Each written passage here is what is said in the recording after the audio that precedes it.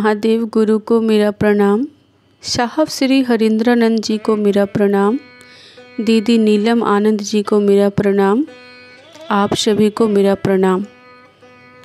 साहब श्री हरिंद्रानंद जी के जीवन की एक ऐसी घटना जो यह प्रमाणित करता है कि गुरु अपने शिष्य की तलाश करते हैं। यह घटना उन दिनों की है जब साहब श्री हरिंद्रानंद जी ने शिव को गुरु नहीं माना था, यानी नवंबर 1974 से पहले की घटना है। कैसे साहब अपने आध्यात्मिक शक्ति के बल पर लोगों का कल्याण करते थे। मात्र उनके कह देने से ही लोगों का कल्याण हो जाता था। आइए अब आगे इस घटना के माध्यम से समझते हैं हरिंद्रानंद जी के जीवन को। किसी ने धीरे से दरवाज़ा खटखटाया। दोपहर का समय था। हरिंद्रानंद जी सो रहे थे। एकदम चौंक कर उठ गए। आंखें दरवाजे पर टिक गई। इतनी चिलचिलाती धूप में कौन हो सकता है। रानी घाट स्थित किराए के कमरे के बगल में स्थित हॉस्टल के कुछ लड़के इनकी शमशान की आदतों के बारे में जानते थे। कभी कभार दरवाजे पर दस्तक देकर आगे बढ़ जाते थे।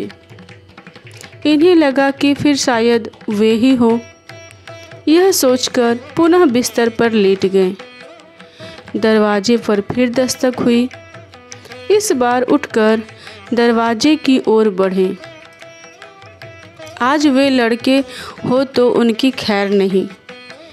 दरवाज़ा खोला तो सामने एक अजनबी को खड़ा पाया जो बहुत परेशान सा दिख रहा था। वह बिना अनुमति के अंदर घुस आया और इनके पैरों पर गिरते हुए बोला, आप ही बाबा हरिंद्रानंद हैं?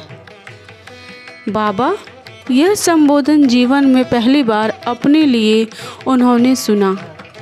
कहा, नहीं, मैं कोई बाबा वाबा नहीं हूँ, सिर्फ हरिंद्रानंद हूँ।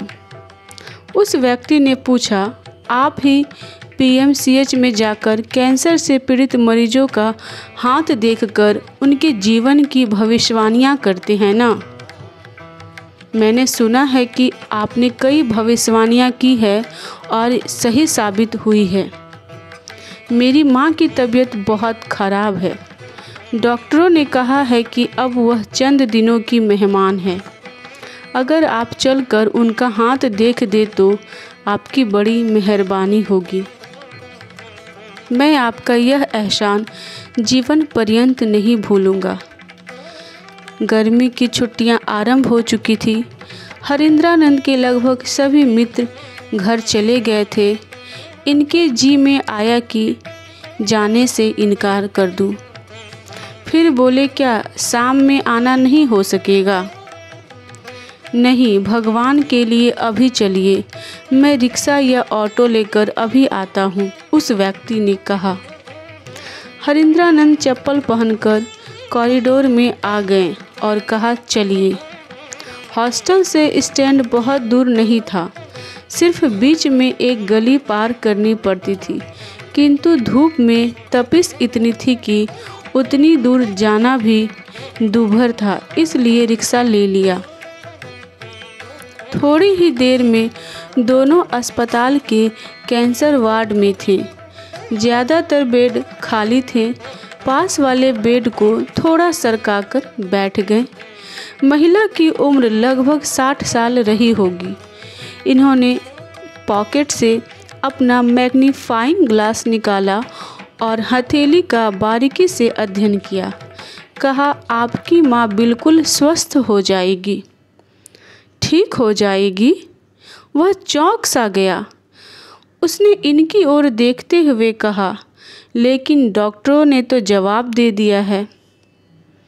बिल्कुल ठीक हो जाएगी। अगर ठीक नहीं हुई तो मैं हाथ देखना छोड़ दूंगा, हरिंद्रानंद ने जोर देकर कहा। उनके लहजे में थोड़ा अभिमान का पुट था। मेरे माँ बाबूजी आरा में रहते हैं, मुझे आज शाम की ट्रेन से वहाँ जाना है और गर्मी की छुट्टी भी हो चुकी है, इसलिए अब जा रहा हूँ। जैसा होगा मुझे फिर बताइएगा। बोलते हुए उठ खड़े हुए। दोपहर बीत चला था, लेकिन अभी समय शेष था। हॉस्टल के कमरे में आए, सामान लिया और आरा की ट्रेन में बैठ गए। अपने जीवन को नए दृष्टिकोण से देखने लगे। उसने आखिर मुझे बाबा क्यों कहा? क्या मैं अब बाबा हो गया हूँ? इस घटना के बाद ही साहब श्री हरिंद्रानंद जी ने शिव को अपना गुरु माना था। यह घटना पटना की है। इन्हीं शब्दों के साथ आप सभी को मेरा प्रणाम।